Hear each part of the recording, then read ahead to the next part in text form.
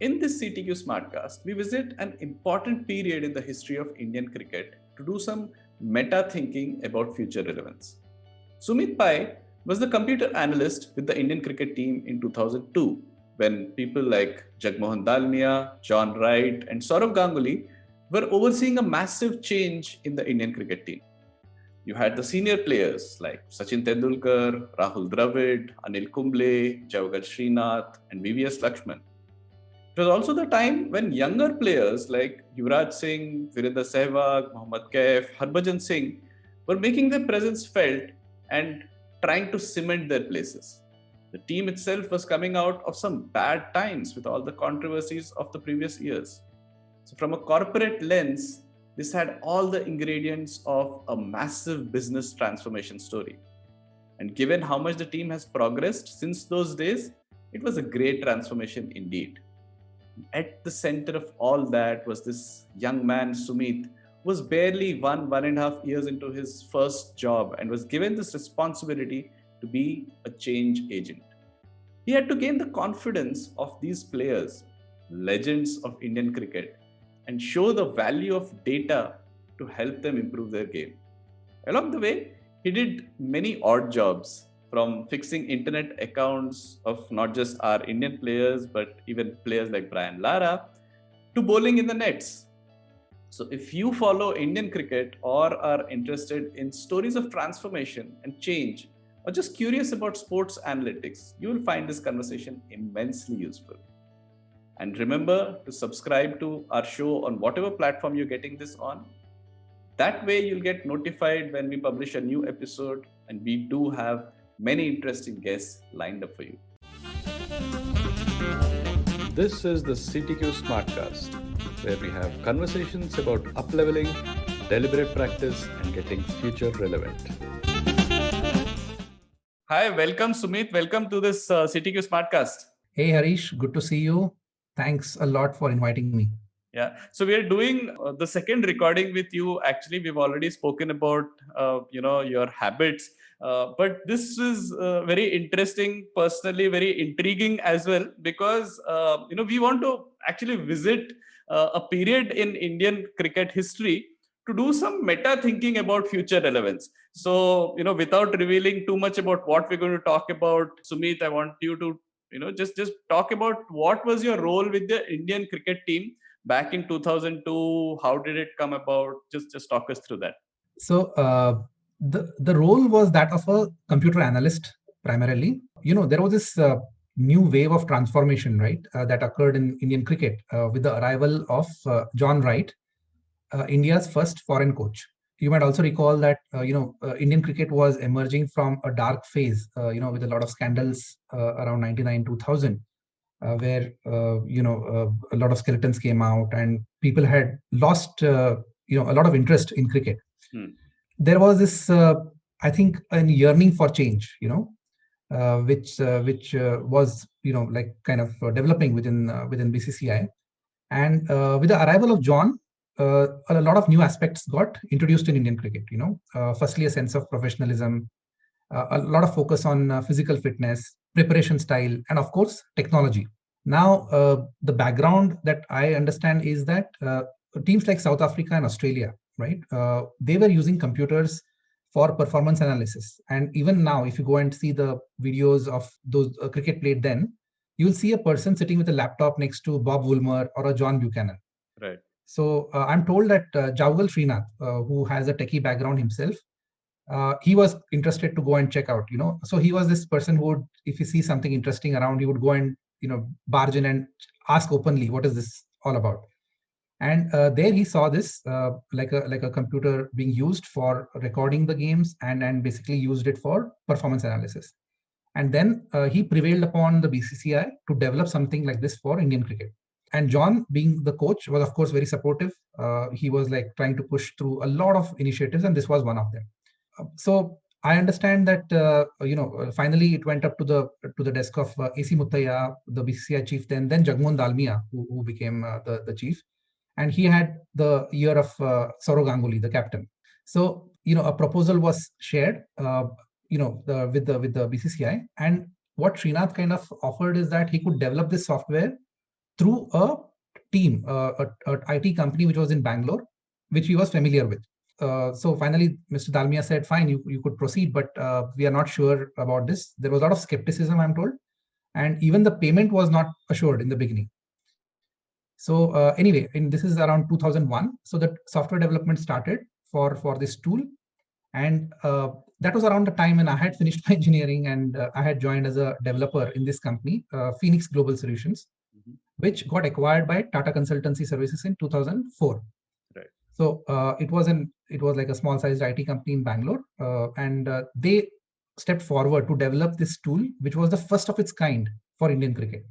How did I get in here? I was like just fresh out of college. Still the momentum of doing extracurricular things after college was there, and we were like part of newsletters within the company. And then there was this opportunity to do some sort of an event, which was planned for in Bangalore. And I suggested we could do a quiz. The head of marketing and all that, who was like in charge of this, she came and asked that, please explain the modalities. And I don't know. The experience had helped, I guess. So I suggested a prelims and a finals kind of an event for the entire company. And finally, I did a quiz on the rooftop of the company, and that actually went really well.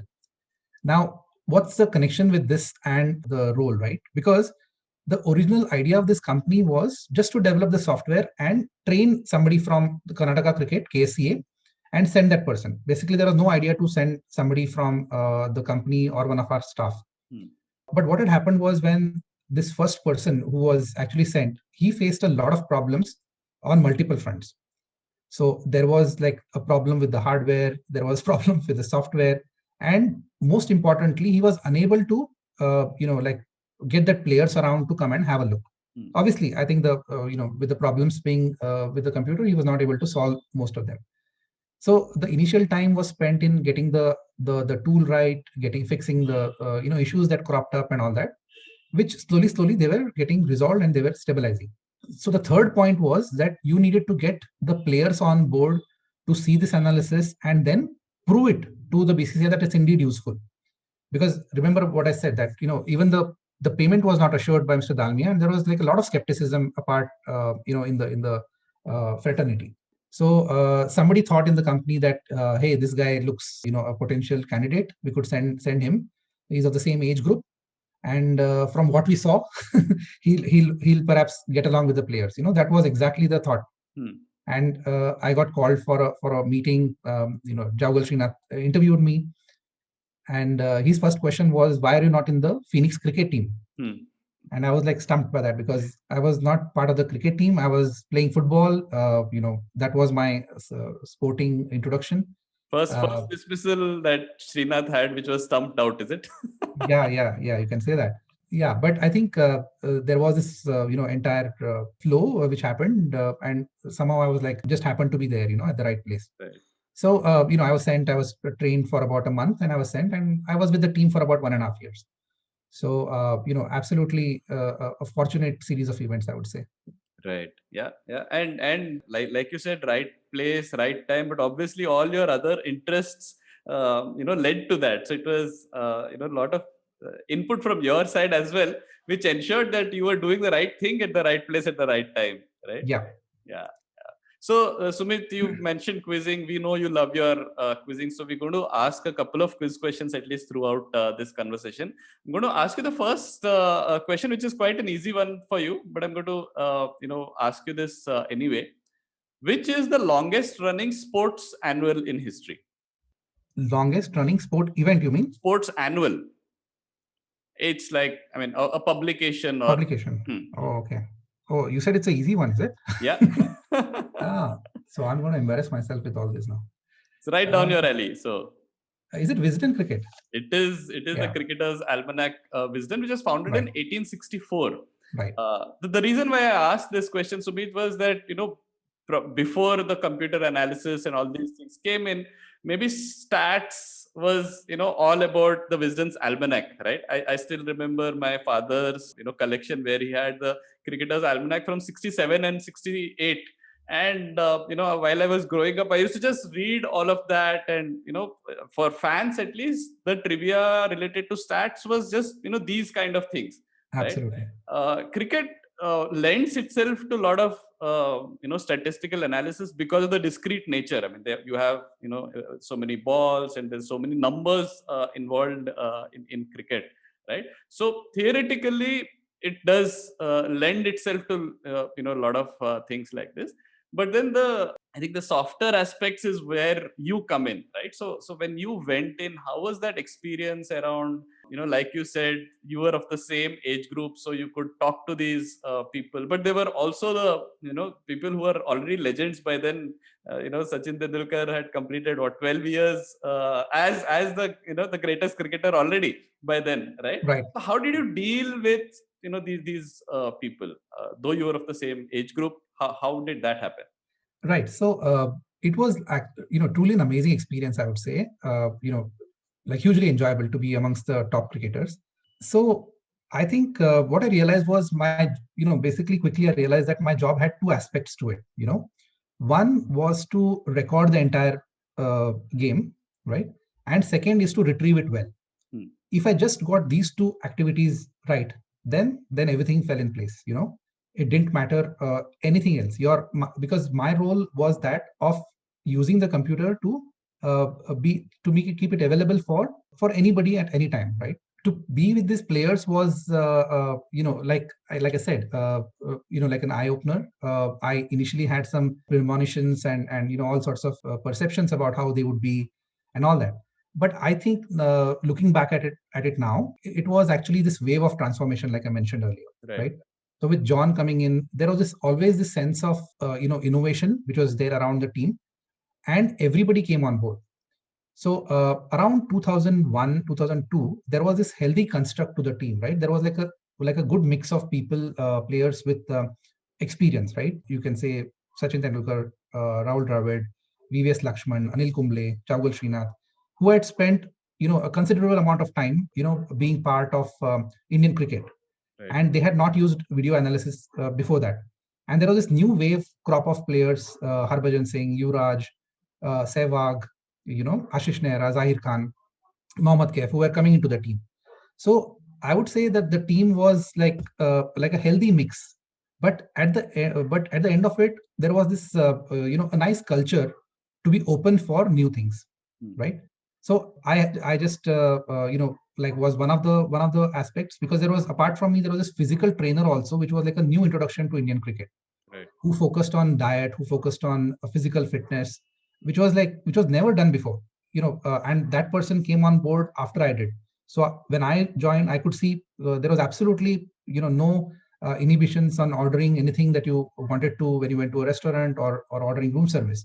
But when this person came on board, there was this like consistent, like a thought within the team that they should be focusing on their diets and etc.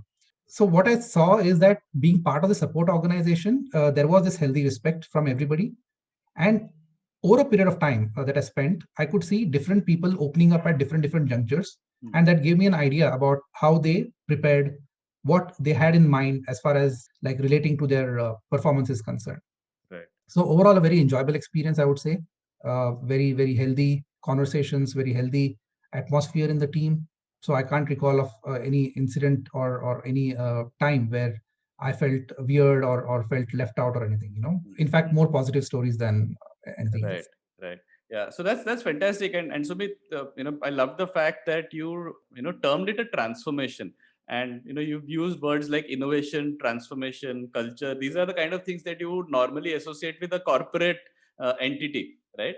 Yeah. That's great because probably because you were also you know not from the sporting background, and you've after that you again spent all your life in the corporate world. You can look at that time with that lens. So that is what we wanted to also focus on. So when you talk about something like computer analysis bringing coming into Indian cricket back, it was new, it was a big change, right?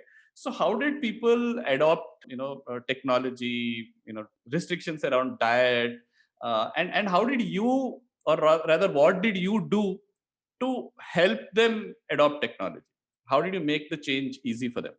Yeah. So again, going back to what I mentioned, right? So this, or let me demystify the role a bit. Right. So prior to the computer, right? Prior to the computer, if any player wanted to see how they performed, in the day, they had to actually get hold of video cassettes and put it on a VCR, and that video cassette could be available to them from the broadcasting agencies or from other sources, or keep watching on television, right? Hmm. Now imagine that this was the scene then. If you wanted to watch, there was absolutely no medium, and when there is so much travel around in international cricket, it was next to impossible to have a look. With the computer, it became available to them 24/7.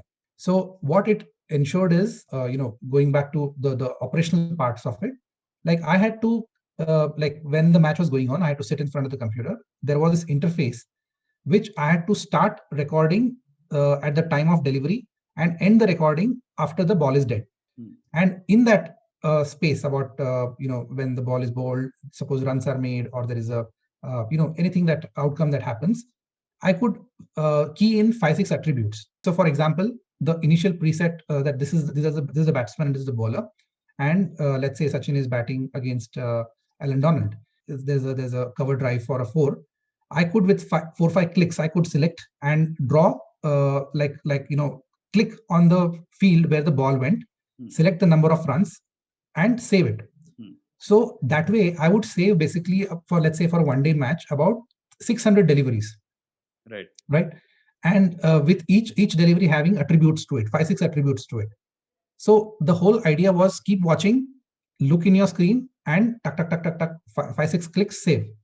So what would happen as a result is, in the laptop, we could say it's a laptop, but it was like a customized trunk. Right. But for a discussion purpose, let me call it a laptop. So the laptop or the computer, had this database which could save all these deliveries, and you could, like a video MPEG, you could see any of the deliveries. But another tool would help us retrieve whatever we wanted to see. Okay. Right. So let's say at the end of the day, again, taking the example of Sachin, he could come and ask me, show me all the bouncers I played today. So I go select batsman as Sachin, type of ball as bouncer, and fetch. So in a very clean interface, it would fetch all those deliveries one by one, which were bouncers. Now he could see whether his footwork was right, what was he doing different through the deliveries. Suppose he hit 6 of them for boundaries, or played well, and the 7th one, while there was a miscued shot and he got out, he could actually see on this that delivery that perhaps his footwork was not right, or his head movement was not appropriate, or something like that, and that he could see over a sequence. Now imagine, this is just a very small example. So imagine the different permutations and combinations that we could do. So the retrieval was as important as the recording. So if I had recorded well, it would fetch that video. So there was this intelligence which was introduced, and like I said, it was like an innovation, which basically helped in the transformation of the team, how they prepared, how they could view their own performances, as well as to check for opposition. Right. Yeah. So regarding the adoption, I mean, it was just a matter of time, that how they could, they were like zapped by it initially, that they thought it's just like a like a video recording, and you had to, it was like just a small enhancement over a video cassette.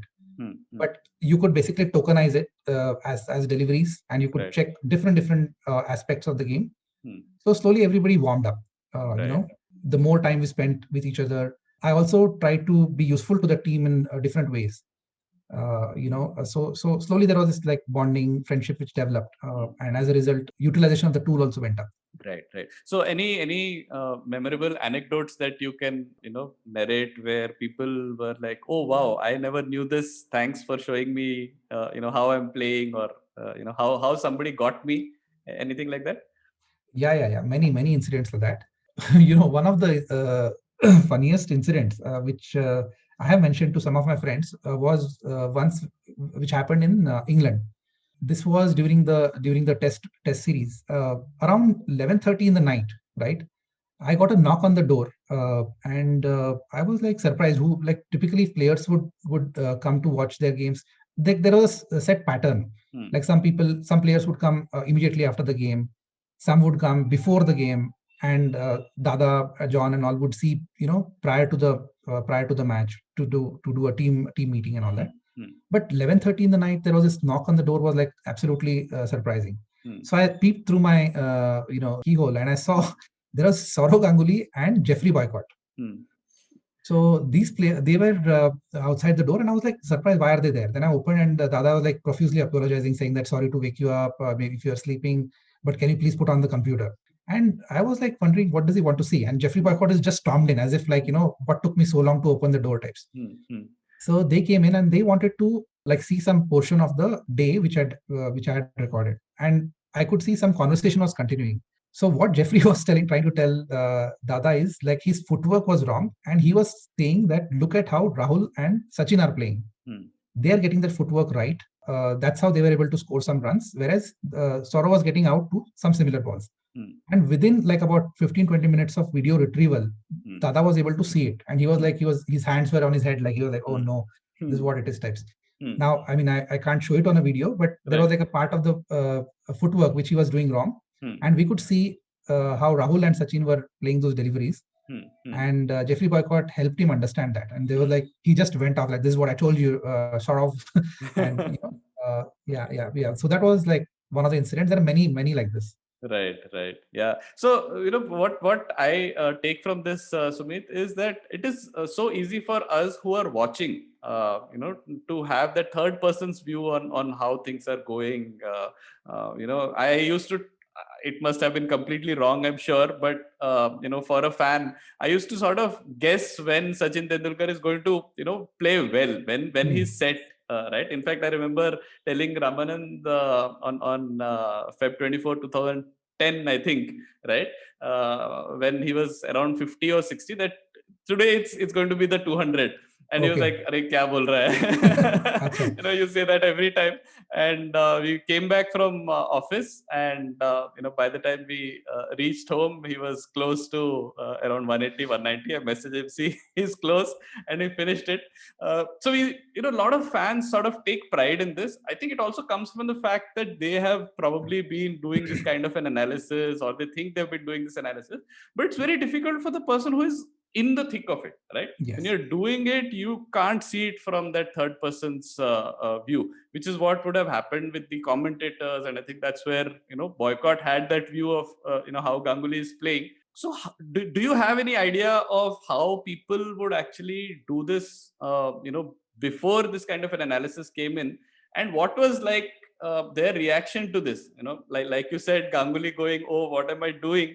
Right. So did they feel, oh, why didn't we have this before? Why have we got this so late? Was that something like a reaction that people had? Absolutely. So, very true. Like the incident that you mentioned, right? So, if one were to surmise, basically you made that comment, or you made that prediction that he's going to score big. It was not an out of the ordinary, right? I'm sure there are hours and hours of cricket that you've watched. Right.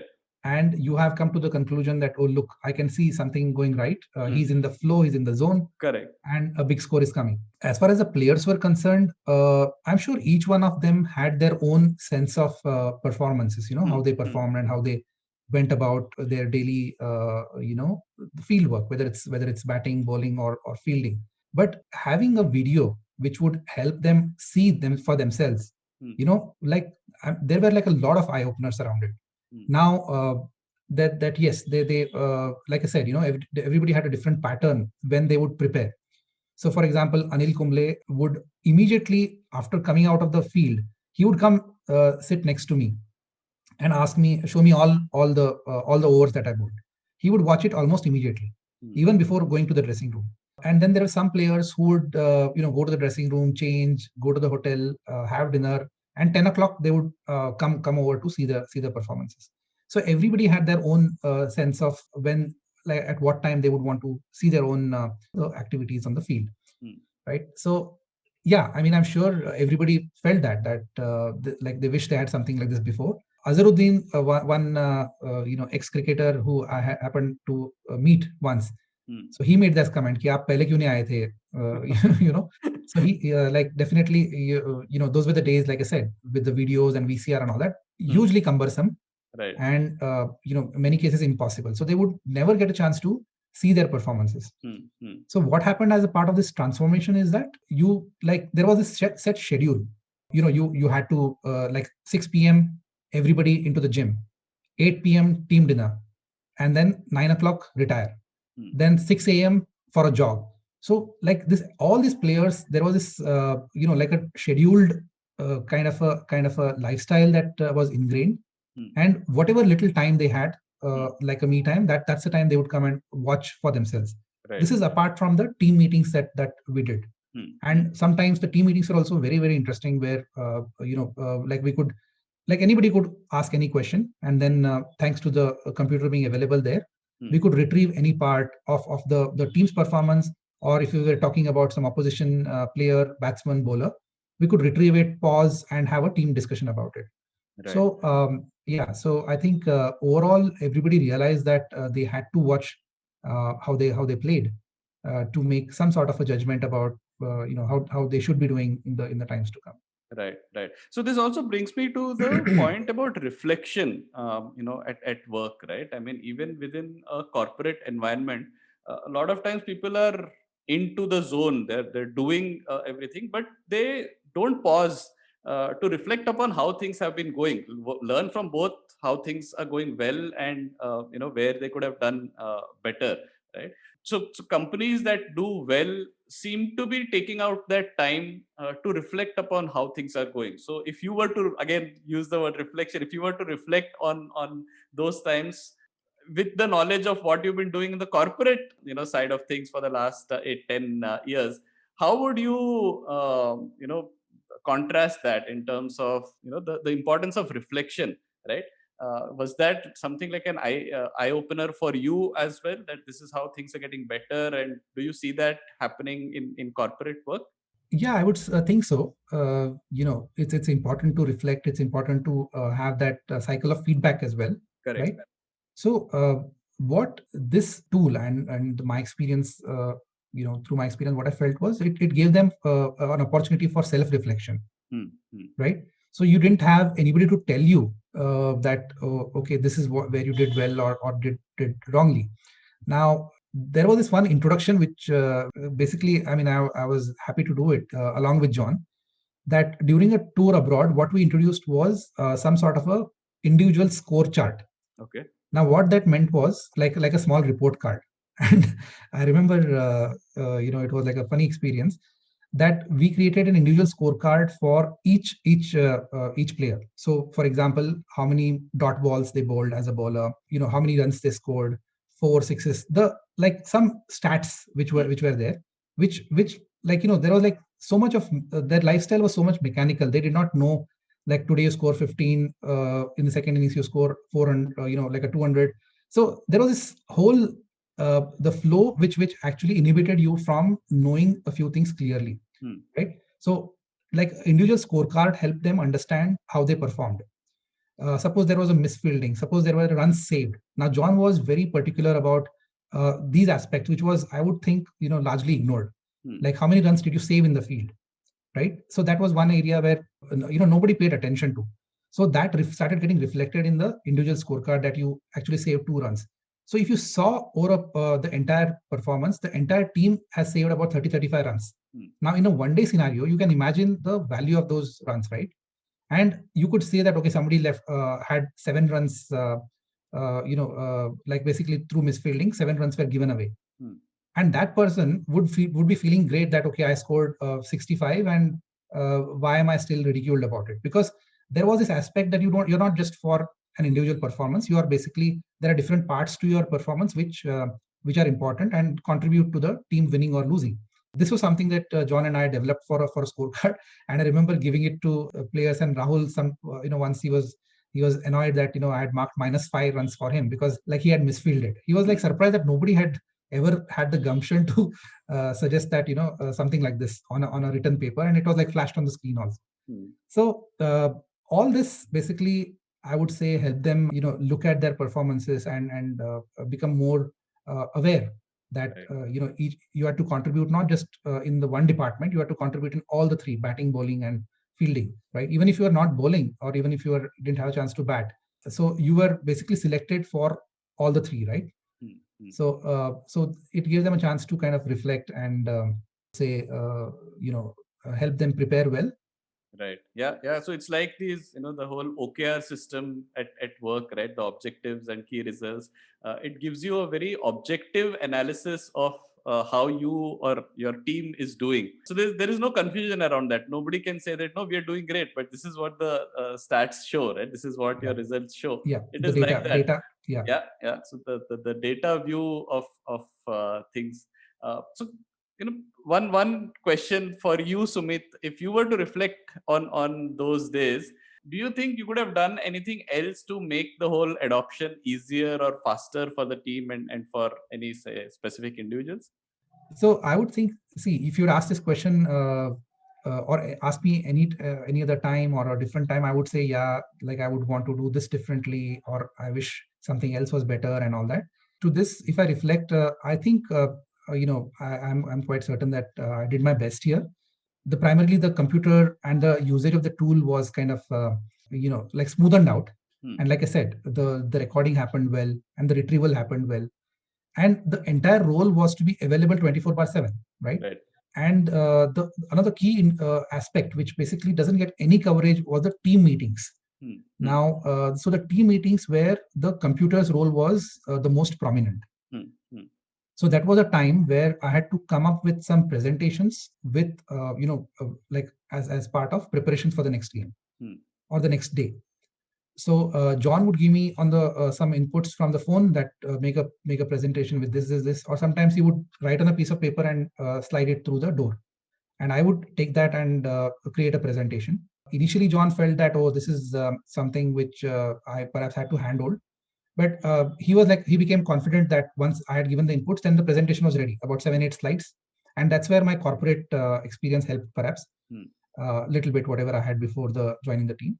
Right. Of creating presentations or communicating the aspect well, and that I think that built on over a period of time, and I'm sure that's something which the players appreciated, because while we were focusing on the negatives, we were primarily focusing on the positives, because to keep the mood of the team quite motivated. Even if somebody didn't do well, there were some aspects which even John perhaps hadn't noticed. So like running between the wickets.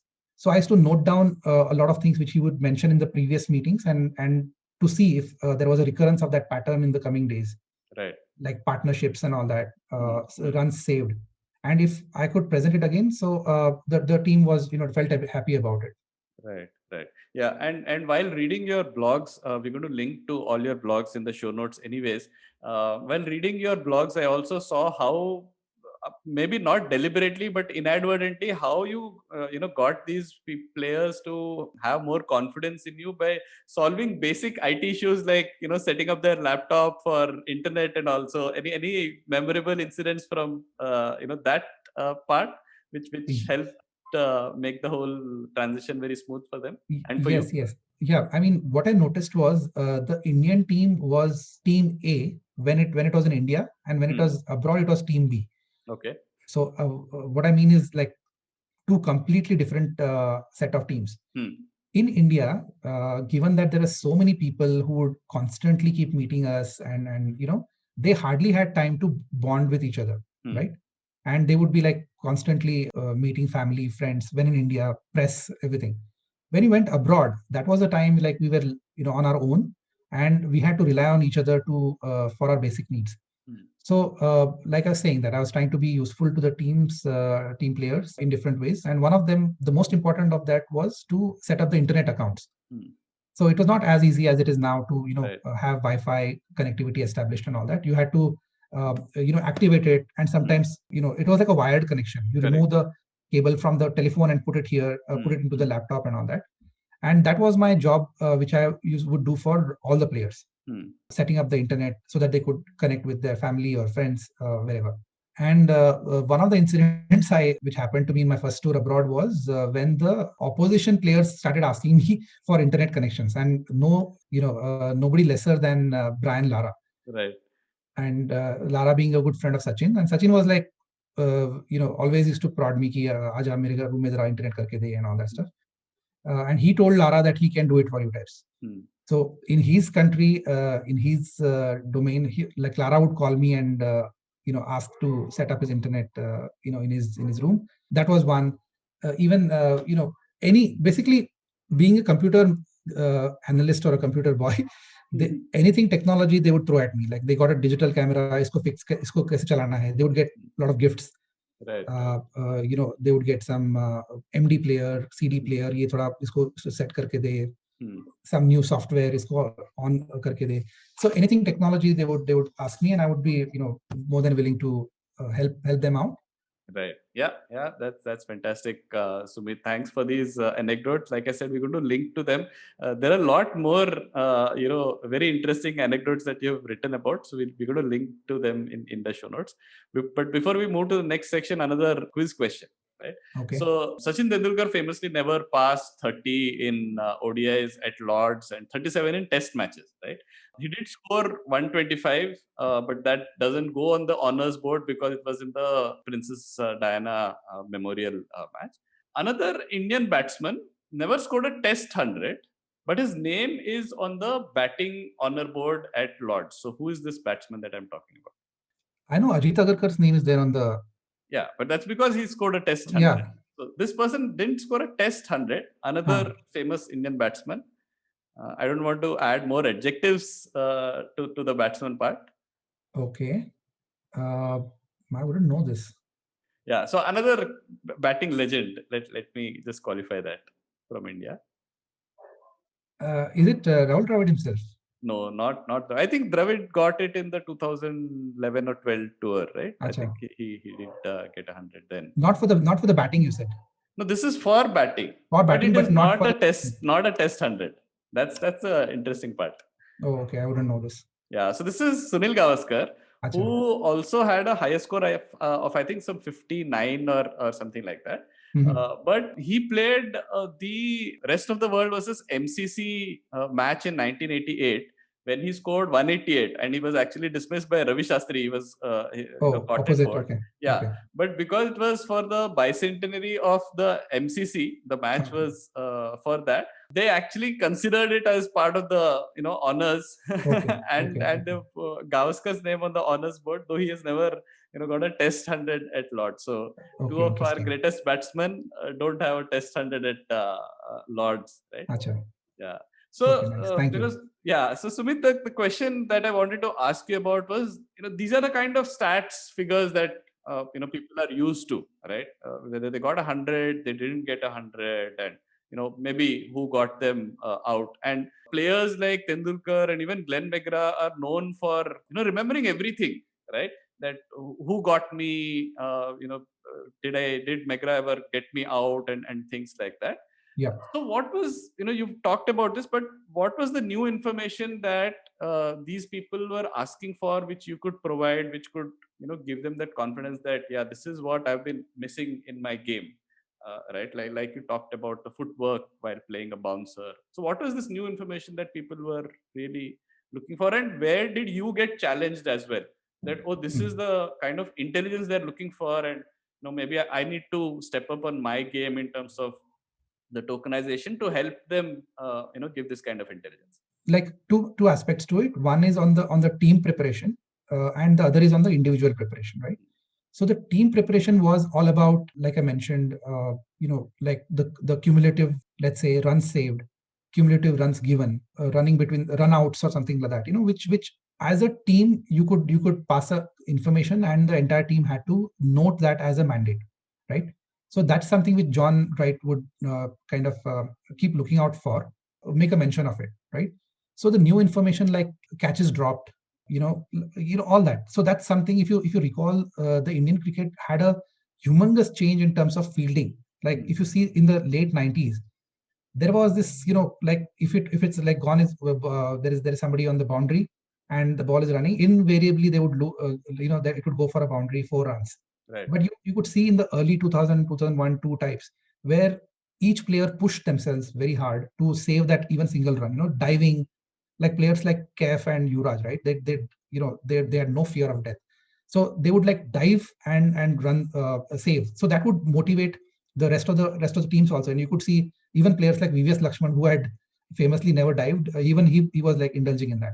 So there was this team aspect to it. That information started coming, as like I mentioned earlier, that when you start projecting it, that you did this as a team, you did well, and something else you didn't do well as a team, without calling out individual people.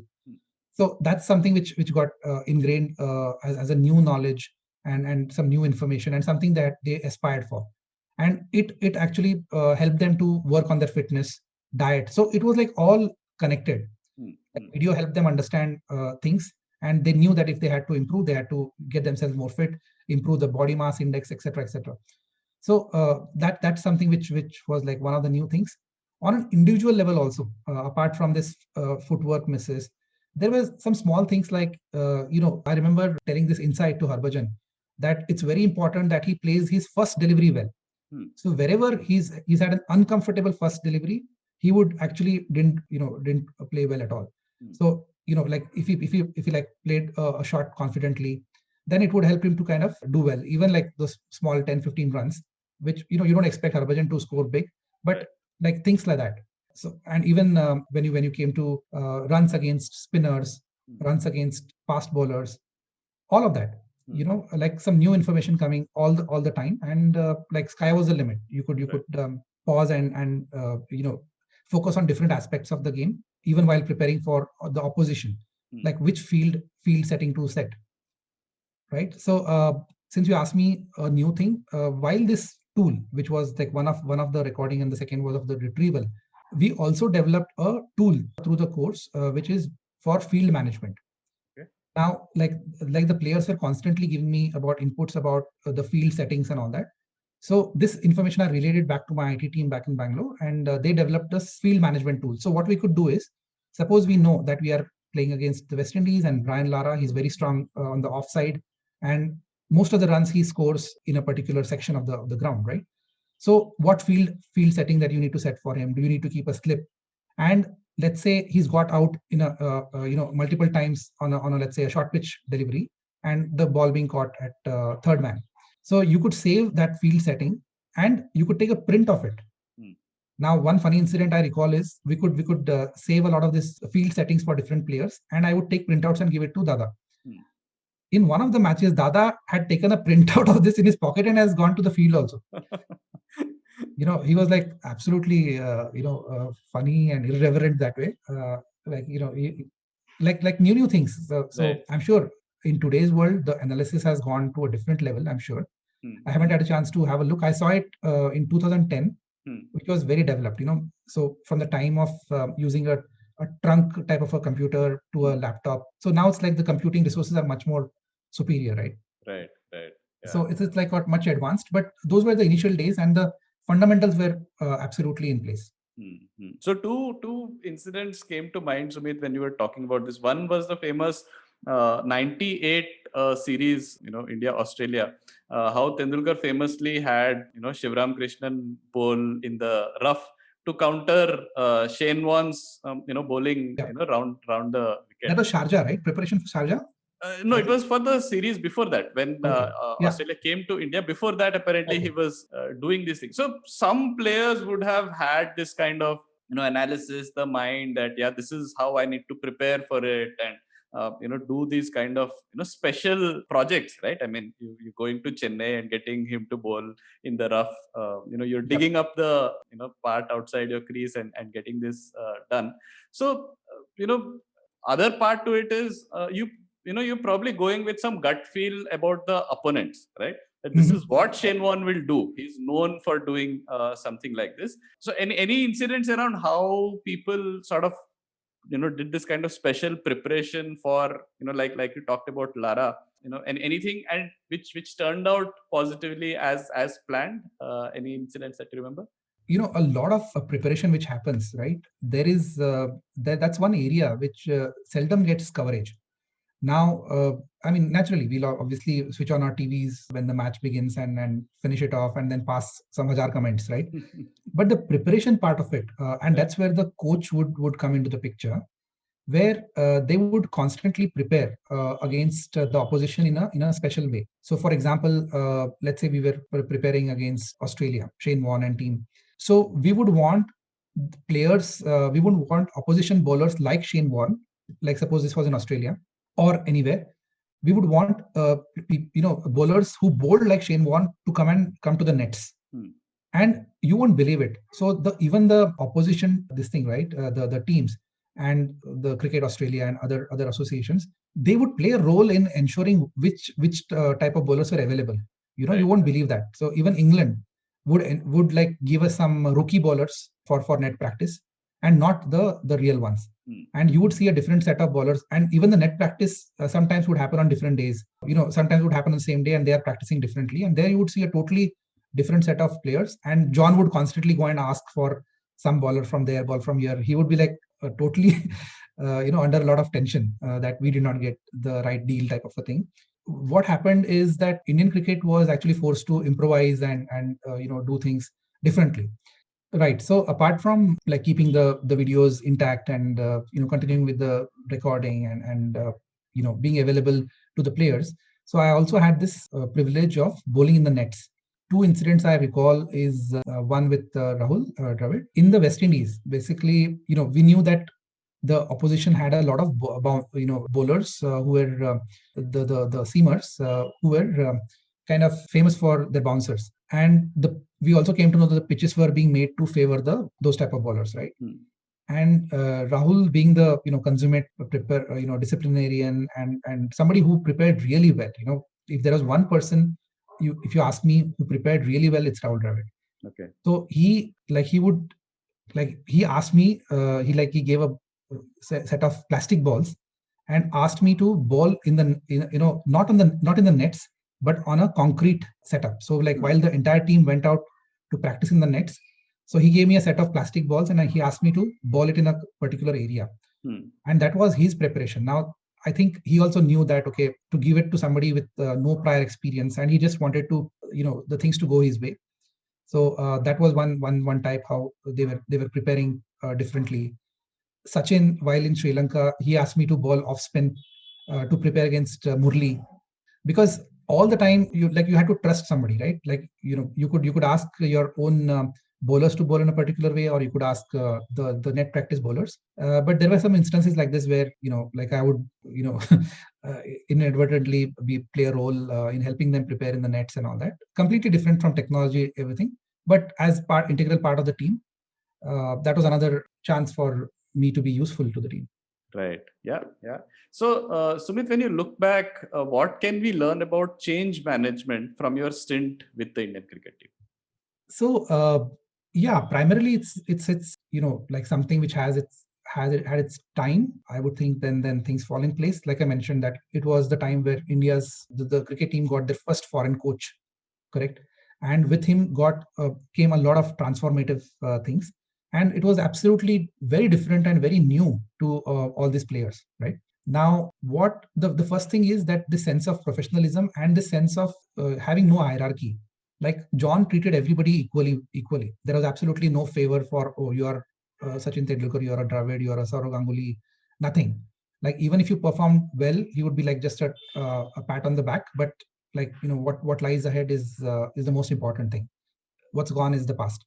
Like he coming on board, and this combination that he had with Ganguly, I think somewhere this executive buy-in that we all know of, that happened. There was a backing of Mr. Dalmia also to his methods. That was absolutely, I would say, like what strikes me even now, that those things, those aspects fell in place, right? This entire thing that you had to be physically fit, you had to watch your diet, to be available for selection. It didn't matter who you were or what your, what title or what great things you did for Indian cricket in the past. And this physical fitness, technology, all aspects being given equal importance. Right. There was one incident I can recall, which actually kind of opened the eyes and made up for a lot of laughter. So this was in the West Indies when we were playing a test match, and it seems John got a call late in the night by one Indian fan saying that what I have to tell you is something exciting, and you should be ashamed of it or something like that, or you'll be upset about it. So then John asked him what happened. So he says one of your players is hanging out in the restaurant at 10 p.m. He was there till 11:30 or something like that. So then John replied to him that saying that I'm not upset about my player being out at 10 p.m. or 11:30. I'm upset that you woke me up in the middle of the night to tell me this. Right. That incident got relayed to the entire team, and they understood that it didn't matter what you did, outside the field. Absolutely, you sleep early, sleep late, go out, but as long as you follow the team's diktats and be available at 6 a.m. and meet the parameters of the team. So this entire aspect of professionalism was introduced by John, which I can think of as part of it. And other things is that there was this healthy construct. There was less of favoritism. Dada being Dada, he was like absolutely approachable. Anybody could say anything to him without any fear of not being selected. That was like one of the greatnesses of Dada, that you could tell him something he did wrong in terms of anything with the previous match and all that. He would just take it coolly, not take it to heart or not take it personally about selecting that person for any sort of feedback. Right. Yeah. So when we talk about change management and great teams, we're talking about great leadership, executive buy-in, like you say, doing the small things right. And I think creating the right kind of culture, a safe space for you to open up. I think that is what made the difference in the early 2000s. With that team, we, as complete outsiders, we could see the team gelling. Right. Yeah. I'm sure you would have had a much closer view of the whole thing. Personally, for you, Sumeet, was there, you were also a fan who was seeing things from outside till 2001, right? Till 2002. So then was there a challenge for you to sort of, stop yourself from making some comments like, at what point do you stop, right? You've been asked to get some data. Do you sort of add your own analysis as well to it? How was that experience for you personally? Yeah. So when I took up the role, I was like given a strict mandate that you should not open your mouth about anything, right? Right. And you just have to do those two things right. So let the video do the talking, and you show the visuals. Let the players or the team decide for themselves what what they have to. Now that's something which I followed all the time. Like obviously you can't expect me to give comments to the legends of Indian cricket, right? Those were there, and the team that was there in 2001 2002, that they went on to play for about 6-7 years beyond that also. So that was like about 7 to 8 players, which is like majority of the team, right, continued to be part of Indian cricket. So they were very well established, and they became very famous, and they did successfully. So there was no opportunity for me to tell this. But yeah, I mean, I would pass some comment here and there in during the like one-on-one type of a scenario, which would like it was a challenge for me to kind of lead them to a particular point that I wanted them to understand. So by showing some visuals and all that, then they would understand it better. And that's something which I think I would have done. I don't recall making any comments, but I can remember that like whatever notes I had made, I was telling them about it to make some judgments. Like I told you about the Harbhajan incident and others. But then there was one time which was the night, the NatWest night, and the NatWest trophy which happened, where things had gone completely berserk. I was, had a nightmarish time with the computer not coming on. The video was not coming on before the NatWest trophy final. The match, which one I'm talking about, right? The one where Dada took off his shirt. Like I was completely, in a tense center sort of a situation. And when the match happened, the computer came on, all of that, and then we got hammered badly when we had to chase 326 was the runs to score. So there was this one time where KF and UV were playing really well. They were like, we just had some 55 to 60 runs to get. So they had got the team into that situation after a brilliant set of batting by both of them, by going after the balls which had to be scored and then running between the wickets and all that. So at that juncture, we just had run a ball, like about 52 balls, 55 runs to win or something like that. And that's the time, I don't know what happened. I just blurted out that, can we pass this message to them to just take it slow and not go for the rash shots? And I said that to Rahul, who was sitting behind me. Dada was sitting outside. So Rahul was like just patted on my back saying, "Don't worry, pal. They know what they're doing." Types. Right. Yeah. I mean, that was one instance I can recall where I went beyond mandate and I spoke out. But I think the what mattered was that like coming back to the normal and then not opening your mouth and like sticking to your role. What Right. was assigned to you. Yeah. Yeah. And that's what happened. Right. I think that's very important, to do that, and I'm sure you did a fantastic job then. But if you were to think back about that time and sort of look at different people, you've mentioned how Rahul Dravid was the consummate professional, and he would do great amounts of preparation before a match. So, any interesting habits and routines of sports people that you watch that we could all learn from? Absolutely. I mean, the first name I should take is Saurav Ganguly. Like, absolutely, whatever is said about him, right? I mean, there was this, like, one thing I realized, I'll tell you, is that the public goes by perceptions. Right. And even the media, what they dish out doesn't help. Now, one thing I realized quickly is that, and which we can do it as exercise even now. Like, if you open any newspaper, right, go to the sports page and just read the headlines or read the news articles.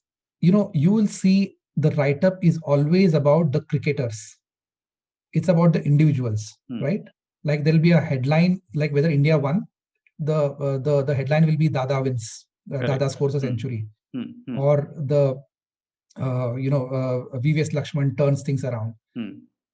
So there is this aspect which all of us, somehow kind of miss, that a lot of things is about Indian cricketers. Like when people say that, I love cricket. Actually, what they're saying is they love some cricketer. They look up to a cricketer. And even 50% of the population, right? If you speak to them about cricket, they will invariably talk about cricketers. Yeah. So there was this entire aspect of, these perceptions which are created about people. And what I could see being with them is that they were absolutely quite the opposite.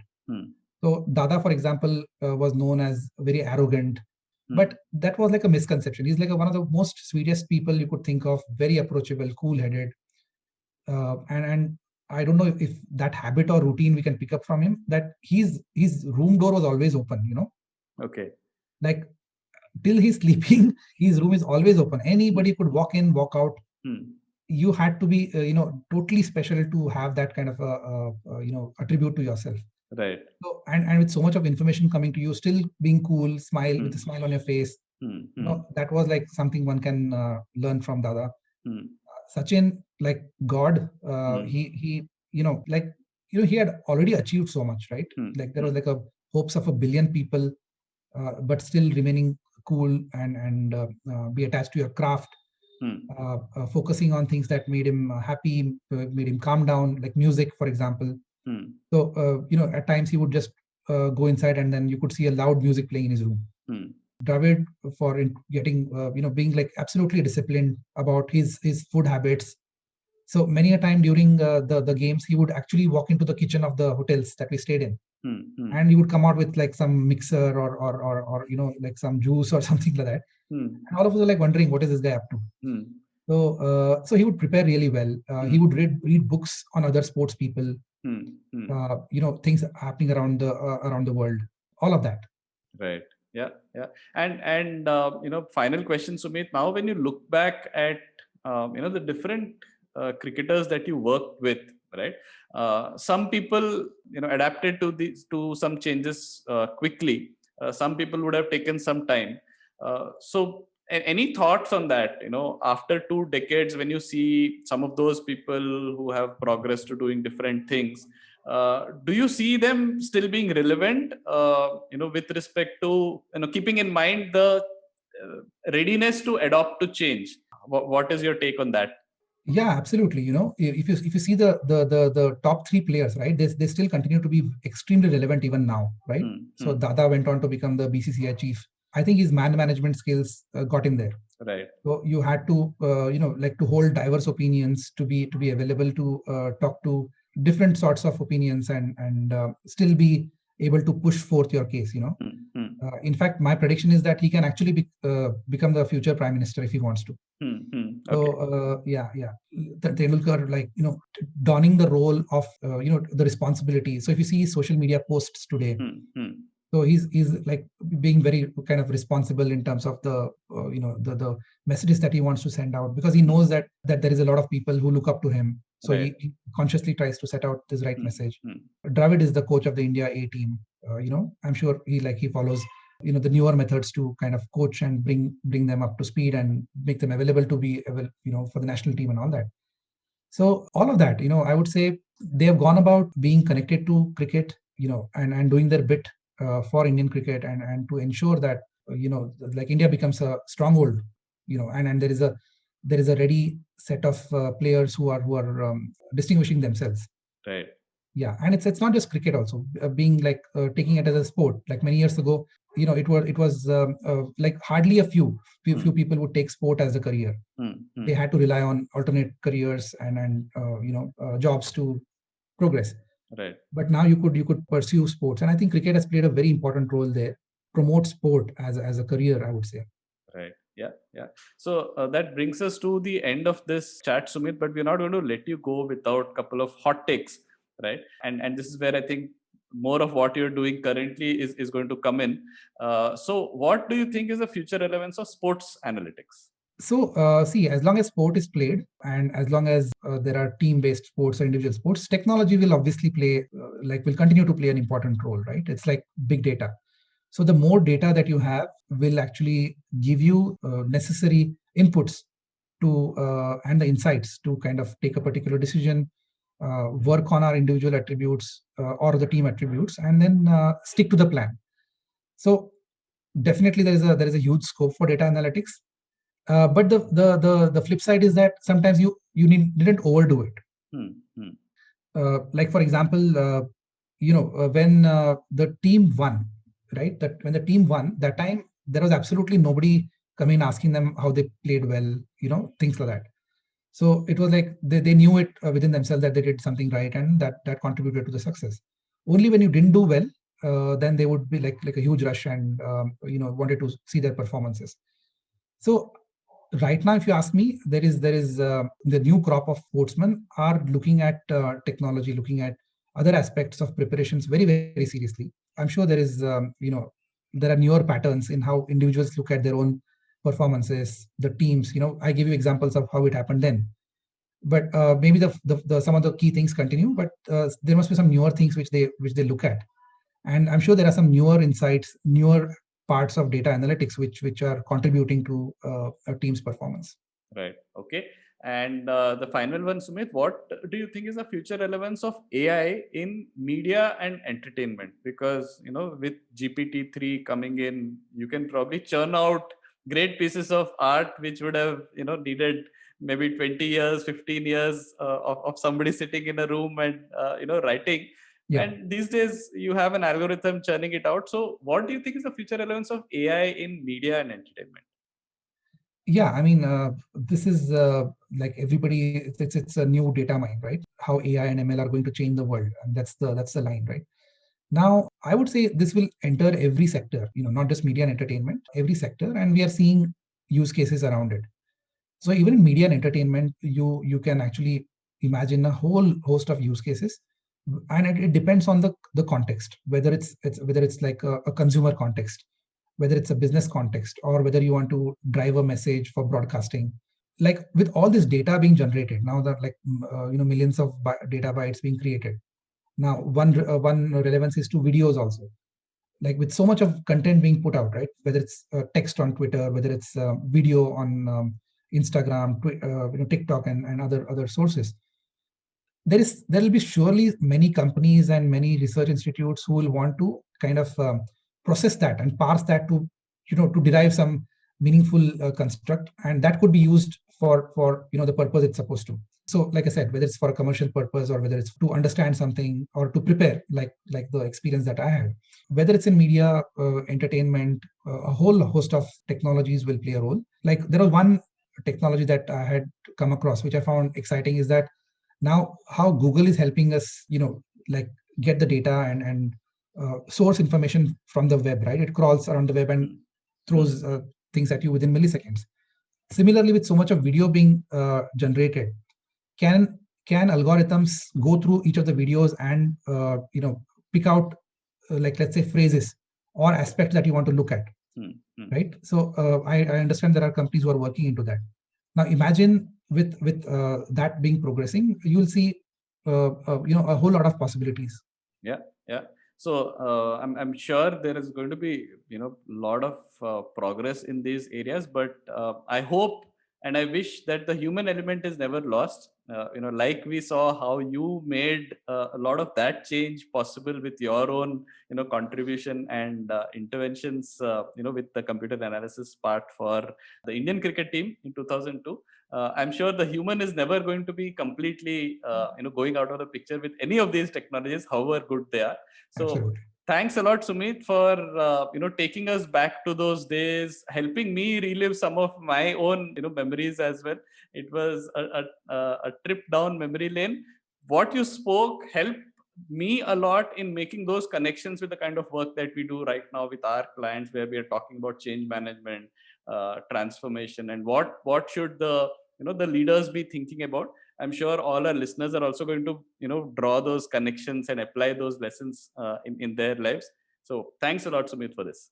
Hey, thanks a lot, Harish. It was a fun conversation. What I remember is telling a friend recently is that it helps me as well to recall a lot of memories and some of the things that unless I speak about it or unless I write about it, I myself have started to forget a few things. So thank you very much for that opportunity also to recall a whole lot of interesting incidents and experiences that I had. And always a pleasure conversing with you and the folks at CTQ. Thank you so much. Thanks a lot, Sumit.